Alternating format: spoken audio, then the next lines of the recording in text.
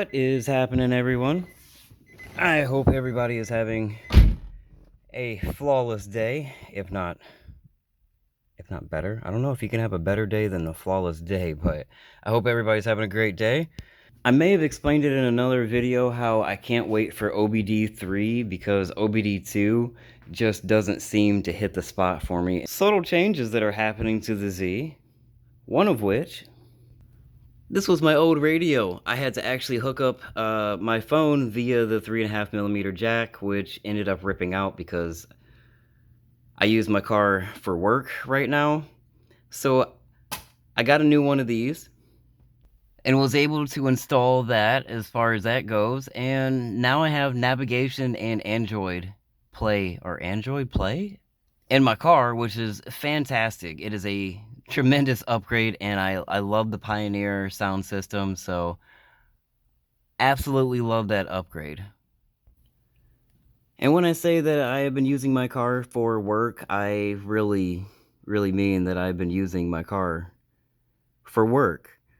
So yeah, I can't wait to I've been working my butt off to actually try and get a truck so I don't have to carry this and all this with me all the time. So maybe I can actually get time to actually enjoy my car once I get the truck of some sort. That's what I've been really working towards and trying to put in extra time to, so I can stop putting all this stuff in my car. And that too. Regardless, afterward, the next thing that I'm actually going to end up doing differently now, if you can see that, is starting to rip apart. This was an aero kit that came that was actually supposed to be on the front side of the car, but I wasn't able to make it work. So it worked better back here, especially when it was actually one piece. So this has got to come off of here and at least get repaired, if not get replaced of some sort. Driver side, American driver side, is still doing quite well. And I really do like this. Don't get me wrong, okay? And I still like these. I love those. Those are going to stay. They're still, for the most part, still together. They've got a little bit of a chip out in the back here, but overall, they're still there. But unfortunately, the front spoiler left the building. Aww. I don't know where it went, but I did have a little lip that went in across the front of there, and that was a part of that kit, and it is not there anymore. So I don't really drive my car fast at all. I just don't know where that thing went to, but it just is not here anymore. I still have the side pieces. This code is an issue for more than just me, that's for sure, and if I'm still having the code, then there's something else that needs done. So if I can fix it, then hopefully it'll help you guys get yours fixed properly, and a lot easier than it has worked out for me, because this has been quite the headache. Well, if you're not subscribed, please don't forget to subscribe. I'm sure you would like to see either me struggling to get this fixed. You might be able to tell that I've made a lot of room over here to where this two-car garage can actually fit future projects in here that are coming very soon. You see that project, that's back. That's going to be another video very soon, so stay tuned for that one. And I also have parts that are here ready to go on, as well as I splurged a little bit for this little piece of machinery. So let me explain what's going on today. So as I'm going to work in my car here, I happen to notice while I'm just cruising and literally 4 miles from the house that my car started burying itself in that nice H zone that nobody wants their car to actually chill inside of, right? Like the hot zone for the coolant. So I pull over, and lo and behold, this is the plastic from my radiator, okay? Now, something I am learning about down here in the South is that plastic and rubber don't last very well. And if you've ever seen something so brittle and just it just falls apart like so easily now. So this is something I have to get used to, because it is literally just falling apart in little pieces all over the ground, because this is what the radiator, what is happening to the radiator. I am literally tearing this apart. So while I tear this apart, I'll let you guys know that the car almost overheated, but did not. I let it cool down enough. Wow.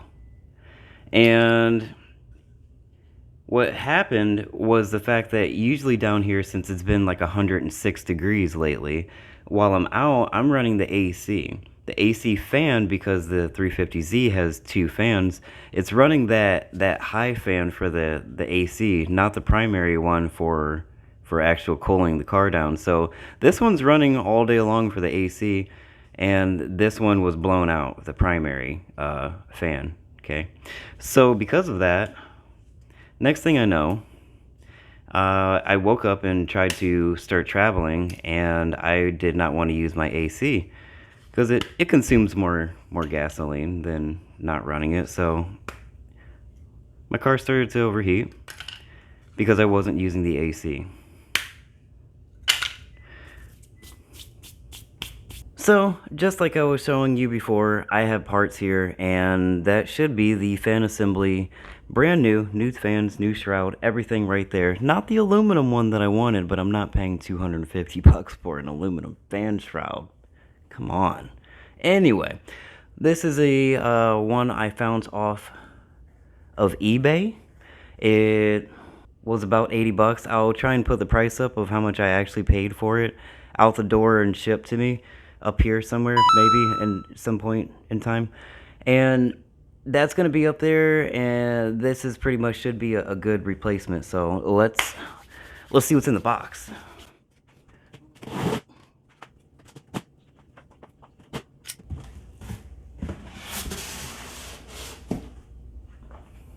Ooh, look at that. That looks nice. Can you see the difference in color in plastic? I mean, anyway. And this is the new fan assembly that I'm getting ready to throw in there and actually be able to cool my car regularly without running my AC all day long. So that should help out for definitely doing that. I've never had to actually add coolant before, but I had to after this little happening happened. That's probably not proper English. That's okay. So next thing I gotta do is install this, but I will let you guys know I'm having another issue with the exhaust system on here. Now, one thing I did want to address in this video was how if you got this Y pipe and you're having the same issue that I was having before with the actual rattling, I'll show you the spacer that I put in between the pipes to help alleviate some of that rattling and whatnot. So give me a second, and now that I burned 1,000 calories, now the reason that I need this area cleaned out is because I want to take care of the Z more. Now, what I do on a daily is pretty cringeworthy for any 350Z owner, so I apologize for all the cringe. But this is my work vehicle right now, and I do property enhancements as well as many other things. But this is my main hustle right now, and I literally take care of the whole yard, including a lawnmower and up there. I literally have a lawnmower and many other tools that usually fit in here, including a chainsaw and other things depicting on what the project is for that day.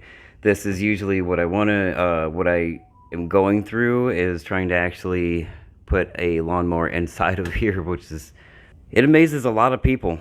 Regardless, I want to get back to making my car actually not smell like the inside of the shed with the gasoline and lawnmower stuff hanging around. You probably know that smell, what I'm talking about. So it's not for me. I like my cars to smell good and everything. This has been helping me get through that time, and I think I have a truck coming in So I don't have to actually keep abusing my 350Z in this manner, at least.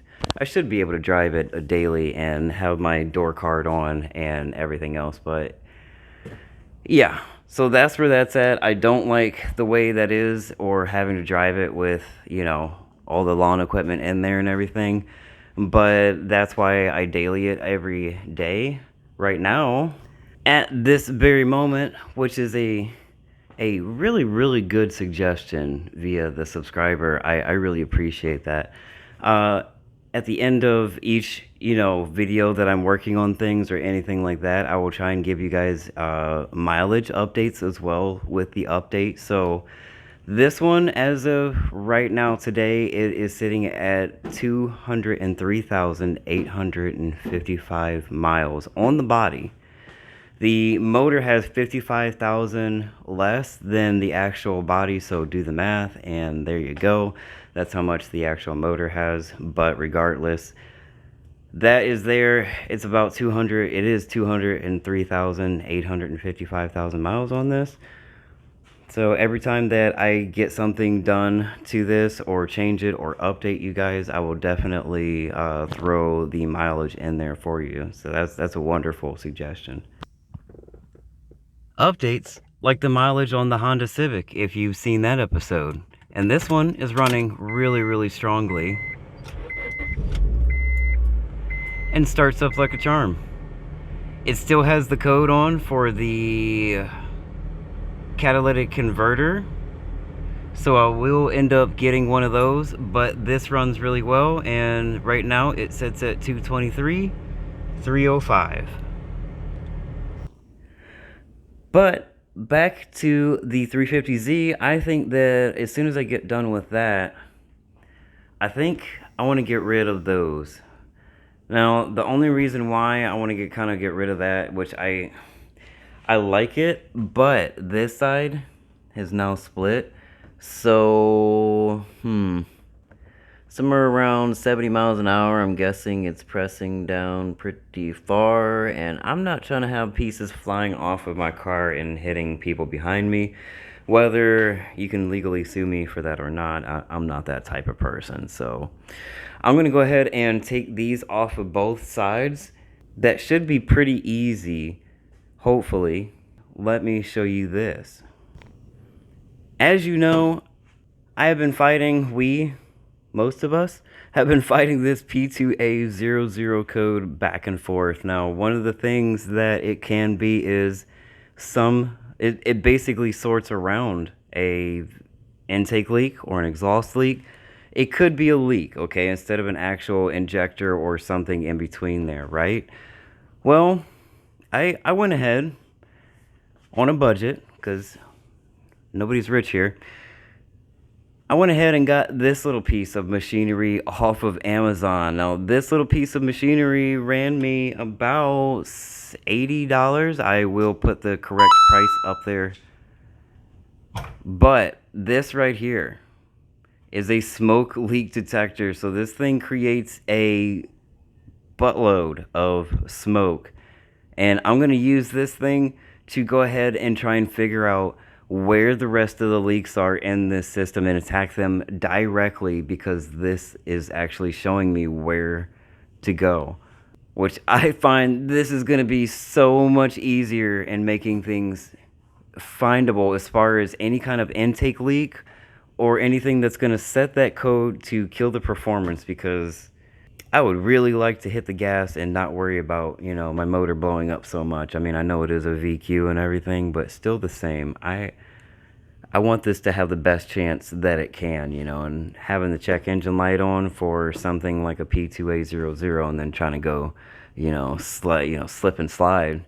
It may not be the best formula for the motor. So I'm going to end up setting this up really soon. But first, as you know, I want to attack the actual fans over there, and then after that I would love to attack these little canards on the rear here, and because I can reuse those, I think they're repairable, but they'd be less repairable if they were just broken off down the wind on the highway. So there's that. Now, that super cool little machine that I just got comes with a super cool little adapter piece that is going to do something for the exhaust. So I'm going to be able to feed smoke in through the actual exit here, and then I'm going to be able to watch for any kind of smoke coming out. And if there's smoke coming out of my exhaust anywhere, then I know that that's a leak, and I can go ahead and either tighten it up, replace the gasket, or just plain figure it out, weld it, do something to it, you know, throw some putty on it, some mud. Something's got to work soon. So, without further ado, whatever that means, I'm going to go ahead and, yeah, see, that's that piece that broke off. Yeah, lovely. So, without further ado, I'm going to go ahead and rip this thing out of here and get the new one in. And after a quick removal of the mass airflow sensor connector and the air box here, it was pretty much easy to rip out in little itty bitty pieces. When I say pieces, I really mean pieces. All those chunks just came out just because I was trying to pry on it and use my hands. As you see, this is the factory, well, new one I should say, that was just about to get installed. This is what's left of the old one, so it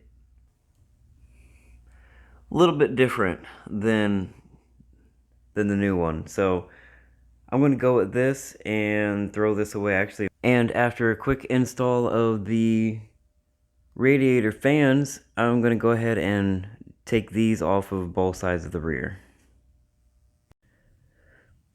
With a small correction of removing this screw that holds the bracket to the AC lines here in the front, I was able to slip that in, but I still had a little bit of tightness on this side, so I went ahead, took off the factory clamps by abusing my factory Mercedes-Benz pliers. Replaced that with a worm clamp that's brand new, and I got the expansion tank out the way, and that was enough by taking that hose off of this side to get room to put the nice new beautiful fan assembly all in there. So all I have left to do is put the actual expansion tank back in and connect the two connectors down below.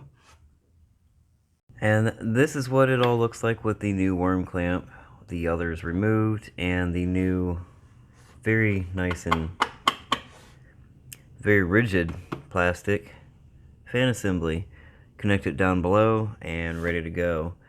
I also always like to put dielectric grease on the ends of all my connections so I can try to get that actually waterproofed-ish, because water does happen. So I do not have the air box in, and that is for the reason of the new smoke leak detector, which I am just about to fill up with the fluid for the first time and actually try and use this thing. I'm really excited to actually try and smoke leak detect both the top end and the bottom end through the exhaust to see where all the leaks are coming from. This might be a really good tool to have, so let's see how it works. But first, a quick view of this side that I went ahead and removed all of the little canards, if you want to call them that. But I removed all of those for both sides. I think I have one screw left I have to go back in there and actually get. But otherwise, that's all complete for the back side. There are the pieces in a pile. Maybe ready for use again, maybe not. I'll see what I can do with them. But I'm going to go ahead and get this thing filled up with fluid. It says first time is to add 30 milliliters of the smoke oil. And to demonstrate the celery smoke leak detector SD301, here is the first time flicking it on. If I can, there we go. Oh, it makes noise.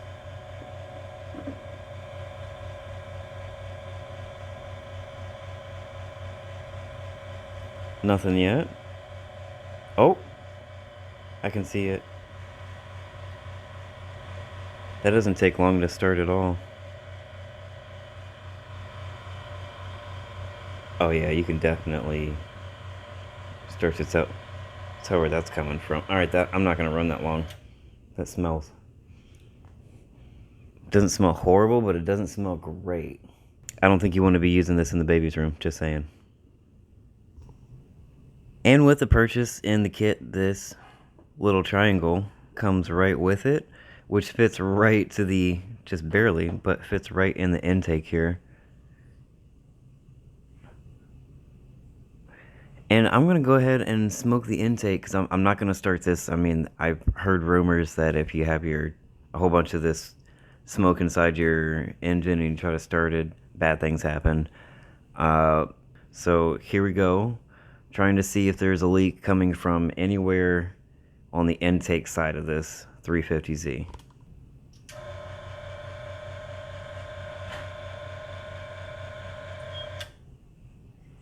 Okay, so that instantly pressurized and popped off of there. I'm going to try and squeeze that in just a little bit more.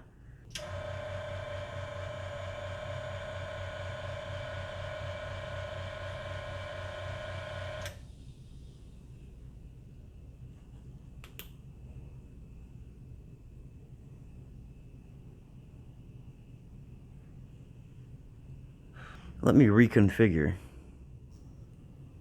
And within a matter of maybe a few seconds, maybe 20, give it 20 seconds, this thing has already shown me one of my issues at least. So let me show you this.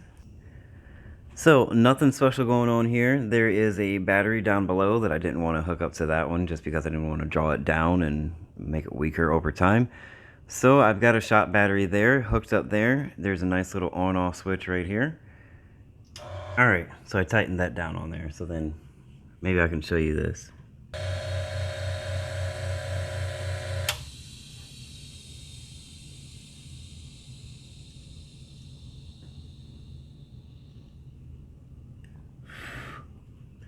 So there is my intake leak, possibly my P2A00 code. Wow. So I'm going to see if I can fix that and get that to stop leaking, and see if I can also check the exhaust side to make sure that the exhaust side isn't leaking as well, and use the smoke machine here to go ahead and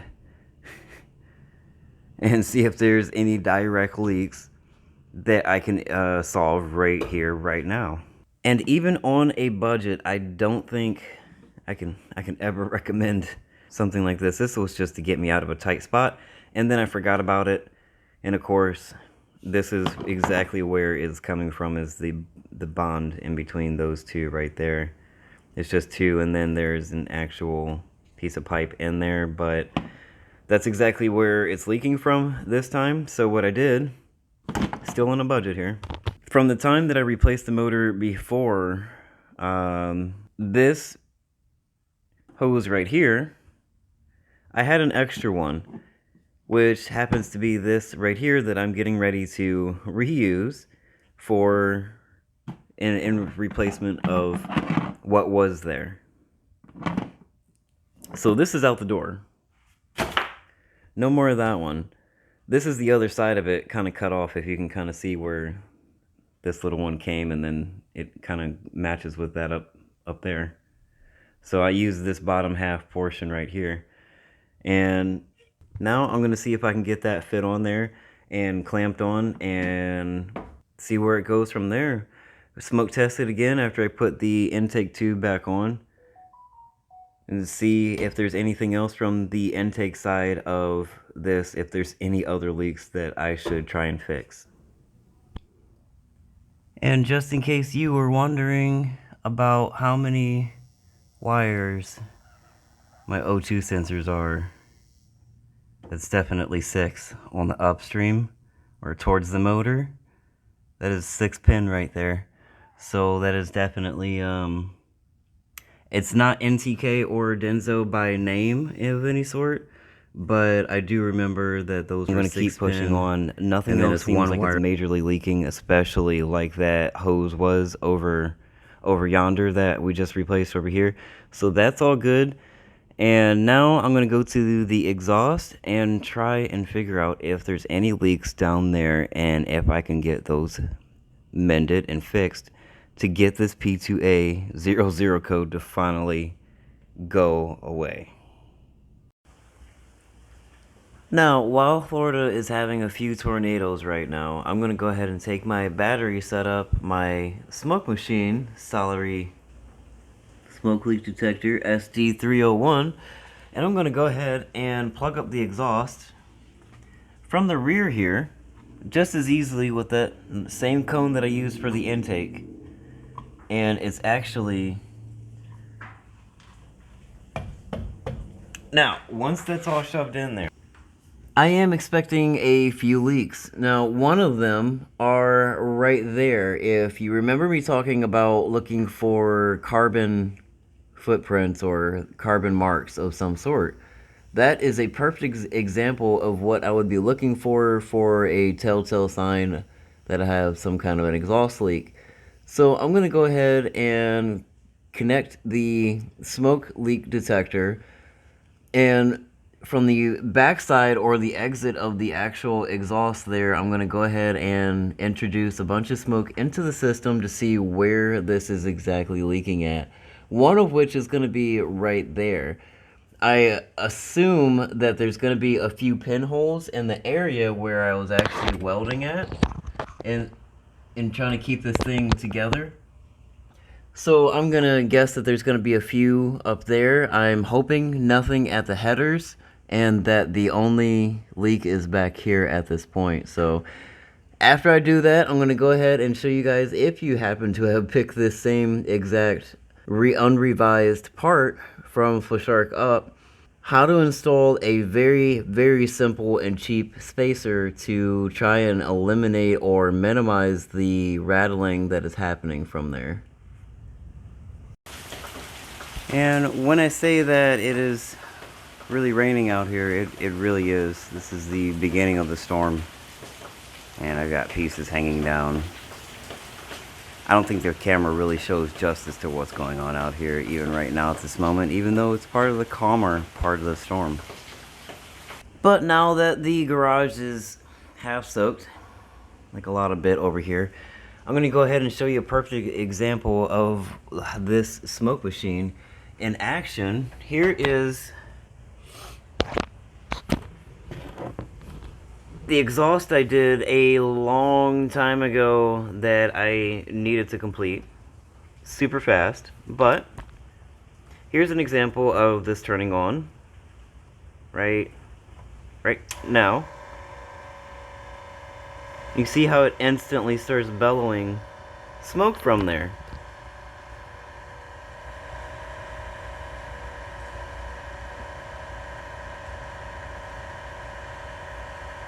So it's super easy. This makes this super easy to try and tell what's going on and where these holes are coming from and where to actually patch it up. So just an example of what... Okay, that one, yeah, okay, but this one, really? But then I thought about it and I actually extended this. But either which way, there's a hole right there. There's holes everywhere.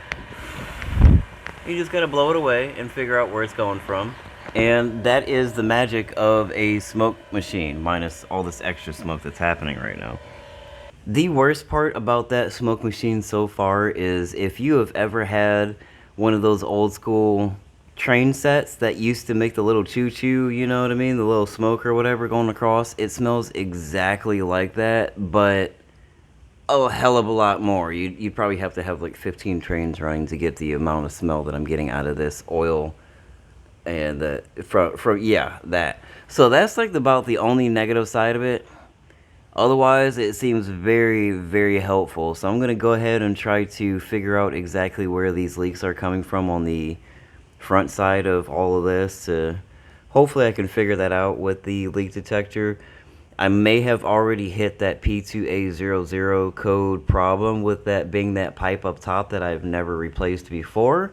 Well, at least in a very long time. So that may have been it, but I'm going to go ahead and use it down here while I have it and go ahead and try to make sure that I don't have any other issues down here. And taking the exhaust down led me to find a complete crack again in the test pipe. This time I didn't leave it so thin to where it actually looks, you know, somewhat cute. I welded it pretty darn thick. It's not great weld, but it is all the way through and trying to cover everything up. So now that I got this on the floor and I've used my Harbor Freight welder over here to try and weld this steel up, I have this side capped off. I have the O2 sensor back in, not while I was welding. I had it actually out, but to seal this hole, this is going to be back in here, and now I have the actual smoke detector directly on this piece to see if I have any actual little holes that I have to go back and fix. So far, I'm loving that little smoke detector. I'm loving it a lot.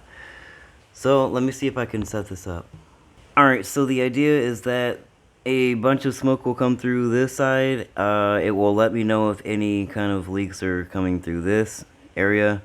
And I should see it out that side for sure because it's not, it's just, I just twisted it and then rolled it up under. It's nothing that's going to be sealed or anything. So there should be a bunch coming out of that side. Nothing from here, hopefully, and obviously nothing from that side. So let's see what happens.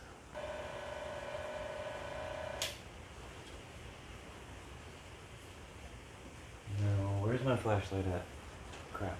Here, fleshy. Oh, right here. Okay. Alright, let's see if I can see anything.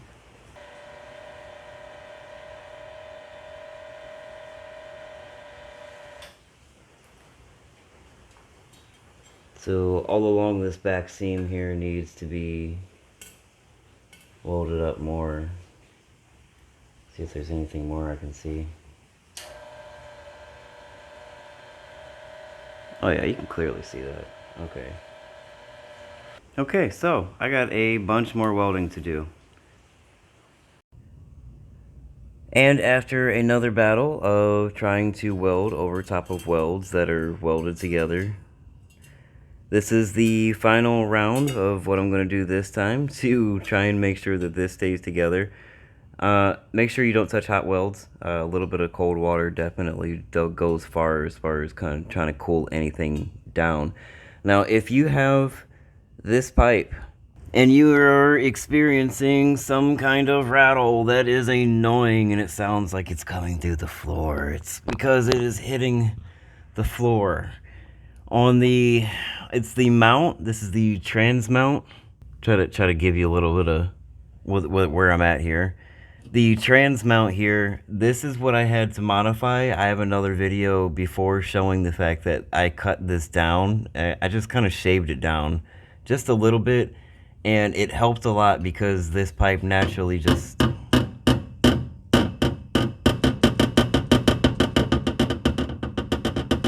So that's one rattle that I got out of it. You can see I kind of went up to the... You can see I kind of went up to this and went all the way around the corner up to about there and shaved it down. Right in that whole corner there on the mount itself, there's a lip that comes up right here. And that lip is exactly what I shaved down to help alleviate some of the rattle that comes from this. There was one more section in the middle. This one has already expanded. But before, when you have a new pipe, I put a bolt in between here and put a washer on both sides. And that will, if you draw that end together, that pulls these pipes actually apart.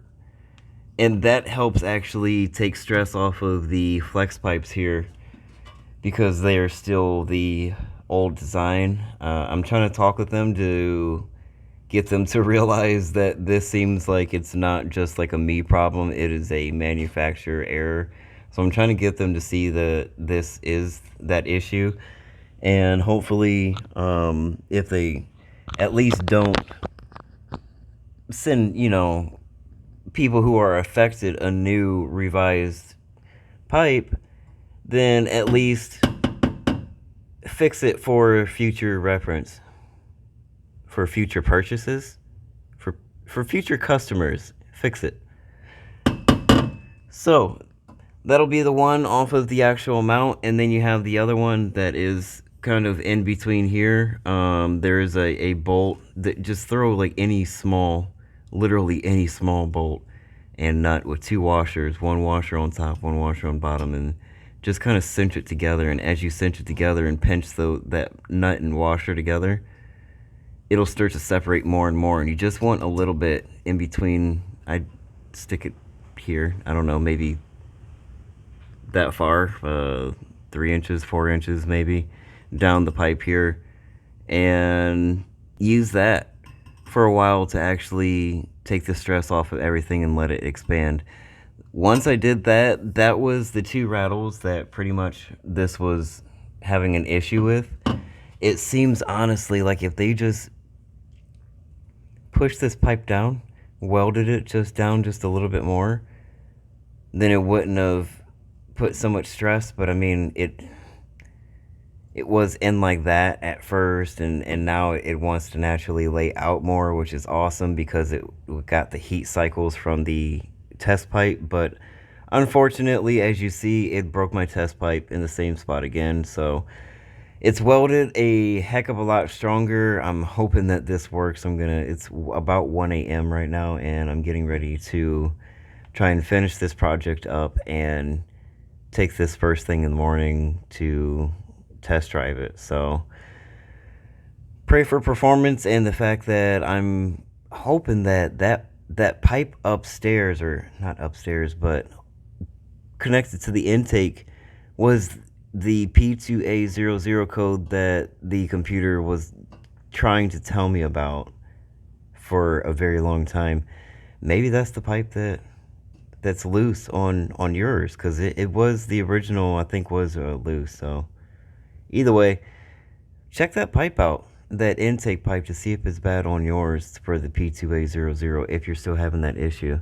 Right now, I'm going to go ahead and get my bolts together and get everything pretty much sandwiched back together so where I can get from up under this car and away from these jack stands, so I don't have a nice 3,500 pound weight just kind of sitting above my head.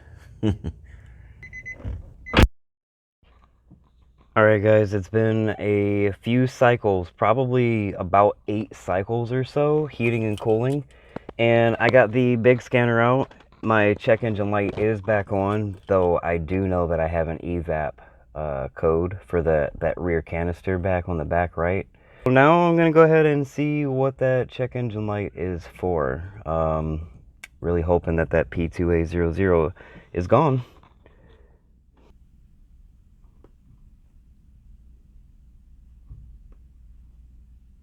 Come on. I think it's gone. The car drives different and is a little bit more responsive than it was before the fix, so I'm hoping that this was it. Let's see. Okay, let's read codes.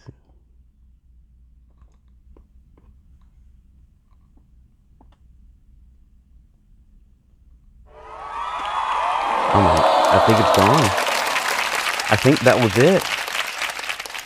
I've got these codes. Okay, so holy crap, I think I fixed my P2A00 code. So I think it is that hose that is on the back of the intake going to the intake. There's that air leak there, and I think that's what that code was for. Oh my goodness. Jeez, how long it's been. Anyway, the 1564 automatic speed control device, a ASCD switch there, that is for my horn not being there and the clock spring being bad on this. So the P0037, I think that's going to be another dead O2 sensor bank 1, because it's hitting the bottom of the body, and I think it rattled too much, and I think that was it for that O2 sensor. I already know that was supposed to show up, and I knew that the 1564 is going to show up because I obviously don't have my horn. Just so you see, the mileage is 203,933 at this point. So I've driven it a few miles, and this code has not came back. I just have to go put another O2 sensor, probably my old O2 sensor to be honest, and put that spacer in there so then it's not hitting the body. Wow, Wow, I think I got it, guys. So, whew, let me go show you this actual spacer I've been talking about.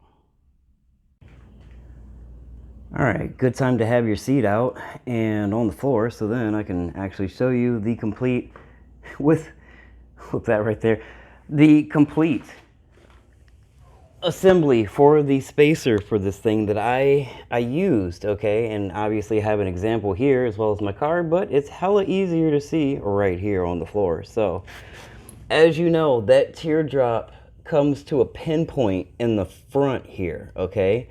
So on the front of this, right where these two meet, it's a lot closer when you first get this. And sometimes I felt like the rattle was in between these two pipes hitting each other. So what I did was I created just a nut and bolt that would fit in between there. Now, if you're just getting the rattle from the two pipes, I would face this downward, okay? 2 screwdrivers. It doesn't have to be expensive ones. So what you do is just take your screwdrivers from both sides, and you would pry them apart, and you would get this bolt to actually sit in between here further in. And where I would go, so about there, because you have this kind of like right past the bend point, and then you have about another two thumbs from the bend, and then I put this here. As you tighten this up from the bottom, because again, this is supposed to be on the car, once you're tightening it up from the bottom here, it will actually draw these little washers in and kind of concave to how it's shaped in between here and stay wedged once you have this tight enough. Just don't over tighten it, because obviously you're trying to go against, because this is pulling the exhaust too hard into each other, so you want to kind of relax that a little bit. So you just want to do enough to try to get that rattle to stop in between here. So that's what you would do. So you see the mileage difference as of right now, and it seems like it's actually doing quite well for itself. And again, with everything that has been changed on it, it's improved itself. So it's actually chirping again in third gear like it was before, and I'm loving it. I will continue to keep everyone updated and see what's going on. I still have a lot of things I want to do to this car, so stay tuned for that, including a paint job. Oh my goodness. Florida has really done a number on the paint here. If you like this video, go ahead and give it a thumbs up, subscribe. I super appreciate that. That will definitely help the channel. I have a small surprise for everyone once I get to the next milestone of subscribers. So please, please, please do actually subscribe and follow along. And I still have a ton of things I want to do, like get that mower out of my actual car. That is just, it's not great for date night smelling like, you know, grass and gas. All right, brings a whole new meaning to that whole ass grass or gas thing. So it is what it is. Thanks for watching. I'll see you guys on the next one.